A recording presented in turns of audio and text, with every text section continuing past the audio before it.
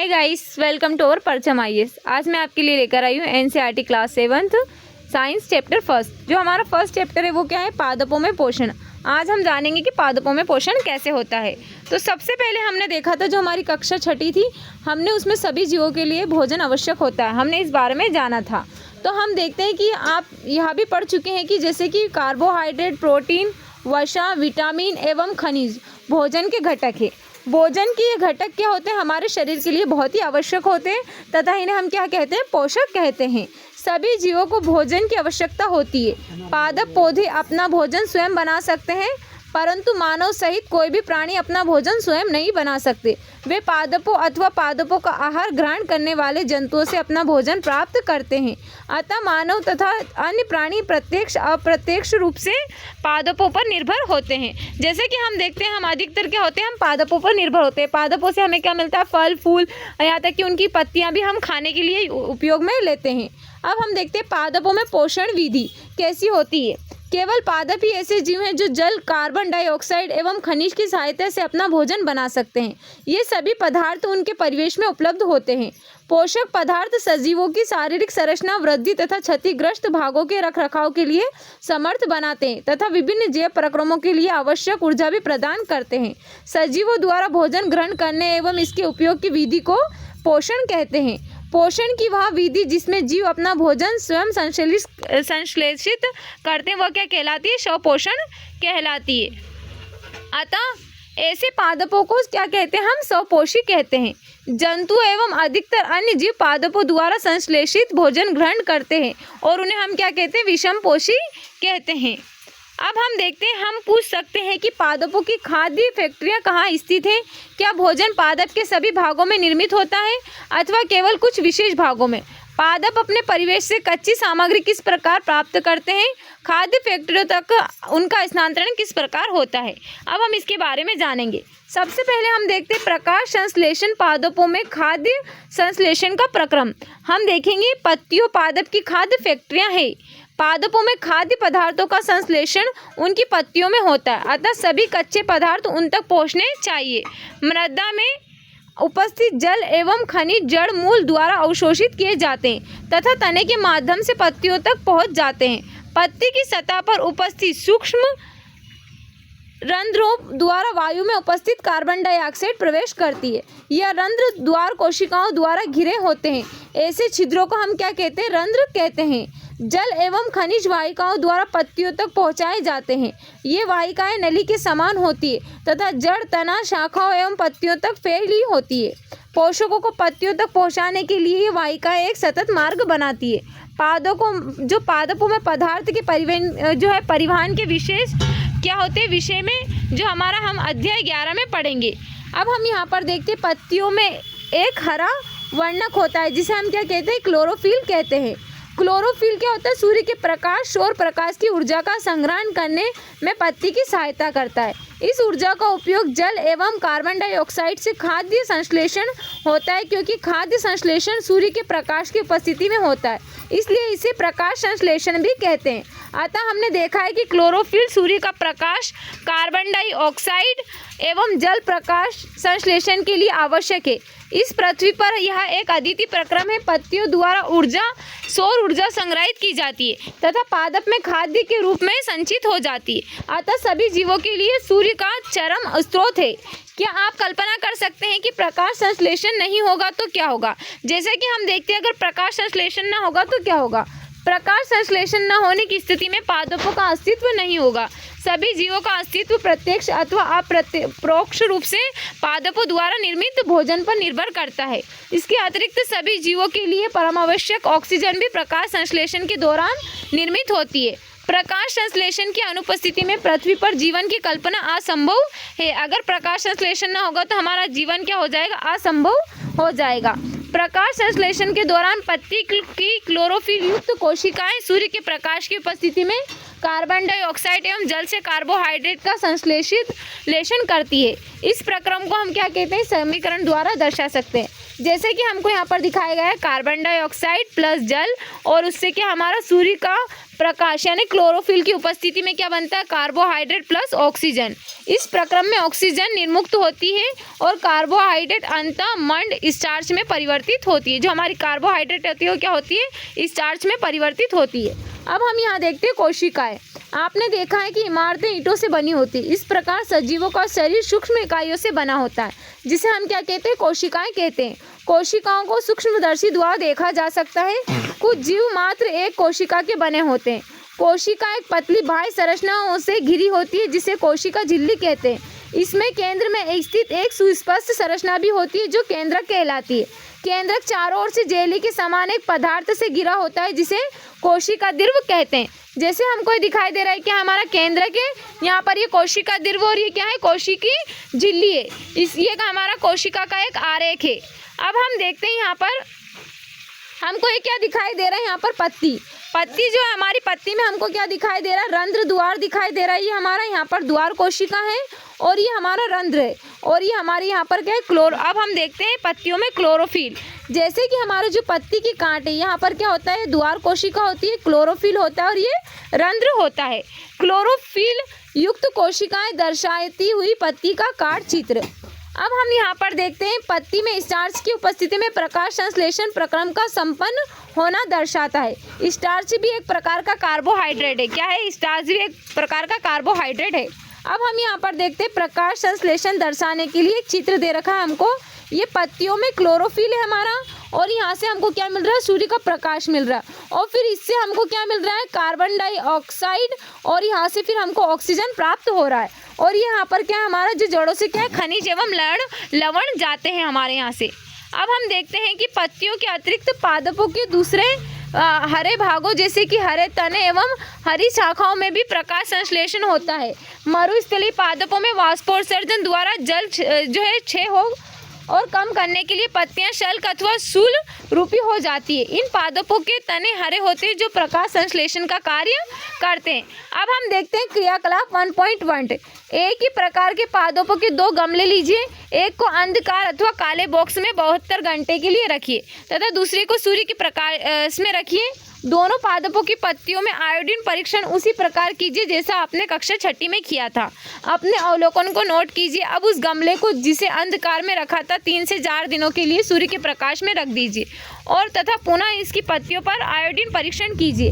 अपने परीक्षण अपनी नोटबुक में लिखिए। हरी पत्तियों के अतिरिक्त अन्य वर्ण रंग की पत्तियों में भी क्लोरोफिल होता है, परंतु इन पत्तियों में उपस्थित लाल, भूरे अथवा अन्य वर्णक क्लोरोफिल के हरे रंग का प्रच्छादन कर देते हैं, अर्थात ढक लेते हैं। इन पत्तियों को भी प्रकाश संश्लेषण होता है। जो हमारी दूसरी कलर की पत्तियां होती हैं उनमें भी क्या होता है, प्रकाश संश्लेषण होता है। आपने गीली दीवारों पर तालाब अथवा ठहरे हुए जलाशय में हरे अवपंखी काई जैसे पादप देखे होंगे। ये सामान्यतः कुछ जीवों की वृद्धि के कारण बनते हैं, जिन्हें हम क्या कहते हैं, शैवाल कहते हैं। क्या आप कल्पना कर सकते हैं कि इनका रंग हरा क्यों होता है? इनमें क्लोरोफिल होता है जिसके कारण ये हरे दिखाई देते हैं। शैवाल भी प्रकाश संश्लेषण द्वारा अपना भोजन स्वयं बनाते हैं। ये हमको क्या दिखाई दे रहे हैं, विभिन्न प्रकार की रंगों की पत्तियां हमको दिखाई दे रही है, अलग अलग रंगों की।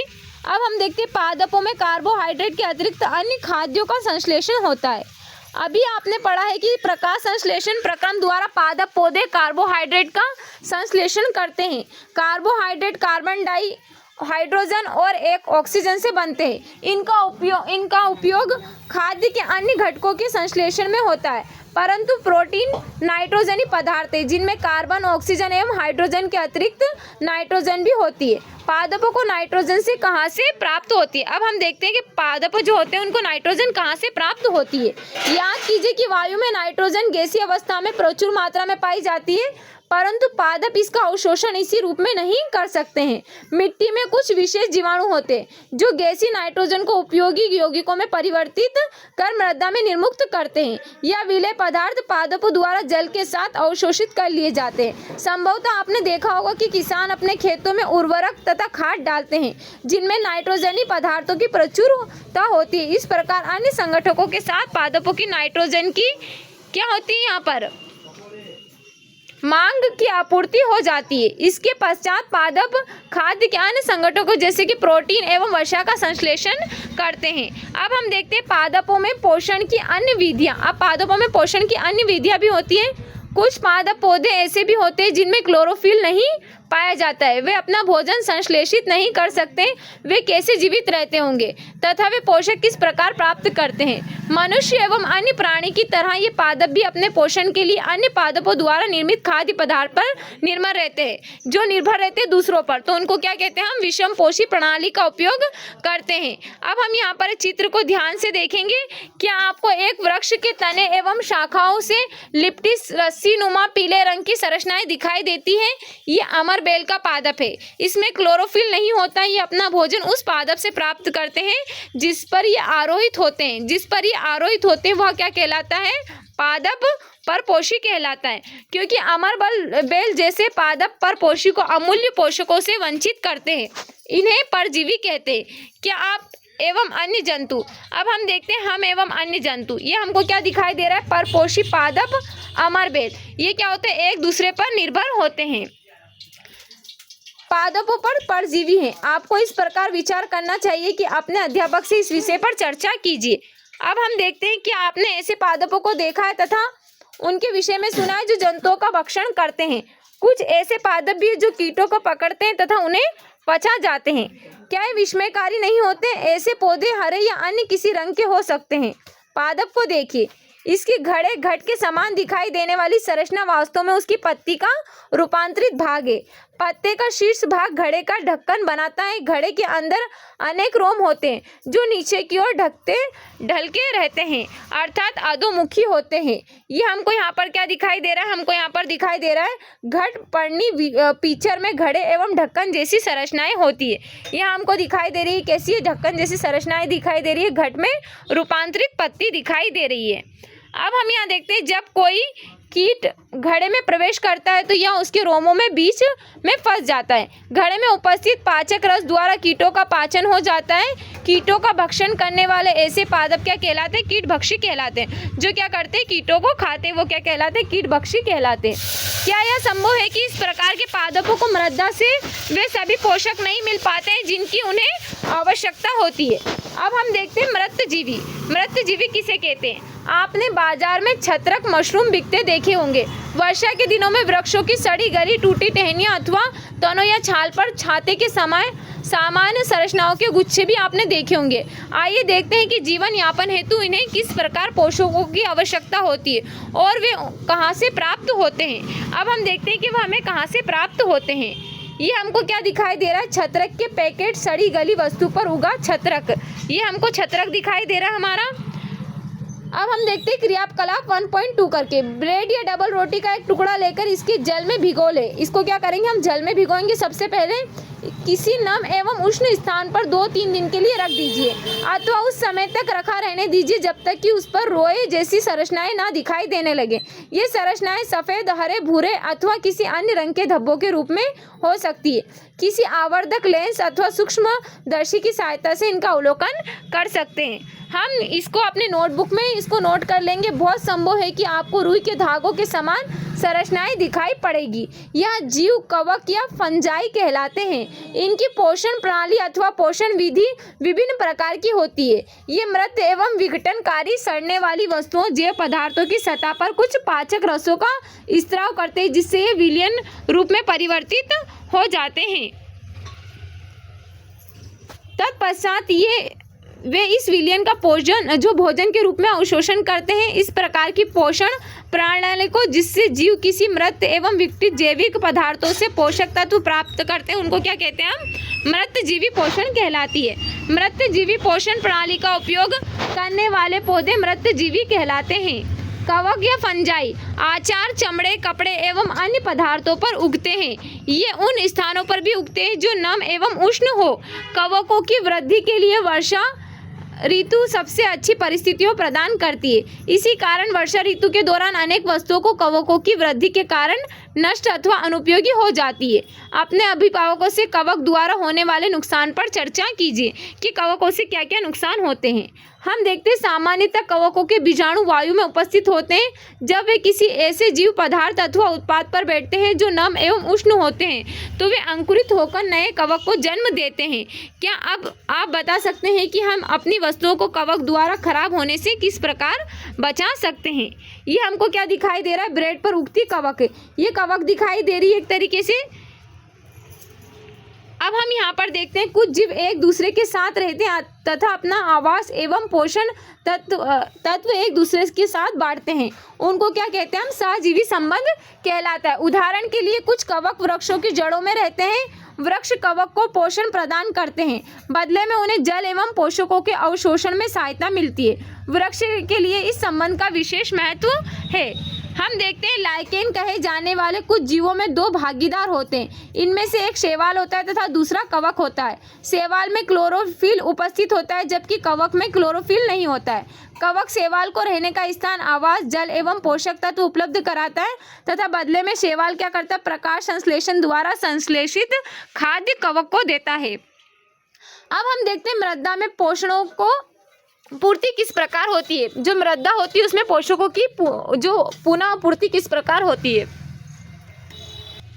मृदा में पोषकों की पुनः पूर्ति किस प्रकार होती है, हम इसके बारे में जानते हैं। क्या आपने किसानों को अपने खेतों में अथवा माली के बगीचे में लोन एवं गमलों में खाद्य अथवा उर्वरक को डालते देखा है।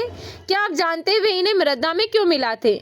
आप पढ़ चुके हैं कि पादप मृदा से खनिज पोषक तत्व अवशोषित कर लेती है, अतः मृदा में इनकी मात्रा लगातार कम होती जाती है। उर्वरक एवं खाद्य में नाइट्रोजन, पोटेशियम, फास्फोरस जैसे पादप पोषक होते हैं। पादपों द्वारा लगातार उपयोग किए जाने के कारण मृदा में उनकी मात्रा धीरे धीरे कम होती जाती है। जैसे कि हम देखते हैं हमारी जब मृदा होती है, हम जब उसमें खनिज डालते हैं तो क्या होता है, वो पादपों में धीरे धीरे वहाँ पर चला जाता है और मिट्टी में इसकी मात्रा कम होती जाती है। इसलिए मृदा को इन पोषक तत्वों से समृद्ध करने के लिए भूमि में उर्वरक तथा खाद्य मिलाने की आवश्यकता होती है। यदि हमें पादप के पोषक की आवश्यकता होती है तो इस बारे में ज्ञान हो तो हम न केवल पादपों को उगा सकते हैं बल्कि उन्हें स्वस्थ भी रख सकते हैं। पादपों को प्रोटीन बनाने के लिए सामान्यतः नाइट्रोजन की अधिक आवश्यकता होती है। किसकी आवश्यकता होती है, पादपों को प्रोटीन बनाने के लिए नाइट्रोजन की। फसल कटाई के बाद मृदा में नाइट्रोजन की कमी हो जाती है। यद्यपि वायु में नाइट्रोजन गैस प्रचुर मात्रा में उपलब्ध होती है, परंतु पादप इसका उपयोग उस प्रकार करने में असमर्थ होते हैं जैसे वे कार्बन डाइऑक्साइड का उपयोग करते हैं। पौधे नाइट्रोजन को विलेय रूप में ही अवशोषित कर सकते हैं। कुछ जीवाणु में राइजोबियम कहलाते हैं। वायुमंडलीय नाइट्रोजन को विलेय पदार्थों में परिवर्तित कर देते हैं, परंतु राइजोबियम अपना भोजन स्वयं नहीं बना सकते। ये चना, मटर, मूंग, सेम तथा अन्य फलीदार पादपों की जड़ों में रहते हैं तथा उन्हें नाइट्रोजन की आपूर्ति कराते हैं। अधिकतर दालें फलीदार पादपों से प्राप्त होती है। इसके बदले पादप राइजोबियम जीवाणु को आवास एवं खाद्य प्रदान करते हैं। उनमें सहजीवी संबंध होता है। इस संबंध का किसानों के लिए विशेष महत्व है। दालों की फसलों के लिए उन्हें मृदा में नाइट्रोजनी उर्वरक देने की आवश्यकता नहीं पड़ती। यही नहीं, दाल की फसल उगाने के बाद अगली फसल के लिए भी सामान्यतः उर्वरक की आवश्यकता नहीं रहती है। अब हम देखते हैं इस अध्याय में आपने पढ़ा है कि अधिकतर पादप स्वपोषी होते हैं। केवल बहुत कम पादप ही अन्य पोषण प्रणाली अपनाते हैं, जैसे कि परजीवी एवं मृतजीवी। परजीवी एवं मृतजीवी दूसरे पादपों से पोषण प्राप्त करते हैं। सभी प्राणी अपना भोजन के लिए पादप अन्य प्रणालियों पर निर्भर होते हैं, अतः उन्हें विषम पोषी के रूप में समूहीकृत किया जाता है। हम यह कह सकते हैं कि कीटभक्षी पौधे आंशिक रूप से विषम पोषी होते हैं। अब हमने इसमें कुछ प्रमुख शब्द देखे हैं। स्वपोषी, क्लोरोफिल, विषम पोषी, परपोषी, कीटभक्षी, पादप, पोषक और परजीवी और प्रकाश संश्लेषण, मृतजीवी, रंध्र, सहजीवी संबंध और कवक। इन सभी शब्दों के अर्थ हमने अच्छे से समझ लिए। अब हम देखते हैं हमने इस चैप्टर में क्या सीखा है। सभी जीवों को खाद्य की आवश्यकता होती है, जिसका उपयोग वे अपनी वृद्धि एवं शरीर के रखरखाव के लिए तथा आवश्यक ऊर्जा की प्राप्ति के लिए करते हैं। हरे पादप प्रकाश संश्लेषण प्रक्रम द्वारा अपना खाद्य स्वयं संश्लेषित करते हैं। हरे पादप कार्बन डाइऑक्साइड, जल एवं खनिज जैसे सरल रासायनिक पदार्थों का उपयोग खाद्य संश्लेषण के लिए करते हैं। प्रकाश संश्लेषण के लिए क्लोरोफिल एवं सूर्य का प्रकाश अनिवार्य रूप से आवश्यक है। कार्बोहाइड्रेट जैसे जटिल रासायनिक पदार्थ प्रकाश संश्लेषण के उत्पाद है। प्रकाश संश्लेषण के प्रक्रम में क्लोरोफिल की सहायता से पत्तियों द्वारा क्या होता है, सौर ऊर्जा का संचयन किया जाता है। प्रकाश संश्लेषण में ऑक्सीजन उत्पादित होती है। इस ऑक्सीजन का उपयोग सभी जीवों द्वारा उनकी उत्तरजीविता के लिए किया जाता है। कवक अपना पोषण मृत एवं अपघटित जैव पदार्थों से प्राप्त करते हैं, वे मृतजीवी कहलाते हैं। अमरबेल जैसे पादप परजीवी हैं, वे परपोषी पादप से अपना भोजन प्राप्त करते हैं। कुछ पादप एवं अन्य सभी जीव अपने पोषण हेतु दूसरे जीवों पर निर्भर होते हैं, अतः उन्हें क्या कहते हैं हम? विषमपोषी कहते हैं, जो दूसरे जीवों पर निर्भर होते हैं। हमको यहाँ पर इनके कुछ क्वेश्चंस दिए गए हैं, इन सभी क्वेश्चन का आंसर आप मुझे कमेंट बॉक्स में कमेंट करना। उम्मीद है जो हमारा आज का चैप्टर आपको अच्छा लगा। अगर हमारा चैप्टर अच्छा लगा है तो इसी तरह की अपडेट के लिए हमारे चैनल को सब्सक्राइब करें और बेल आइकन को दबाना ना भूलें। Okay, thank you so much.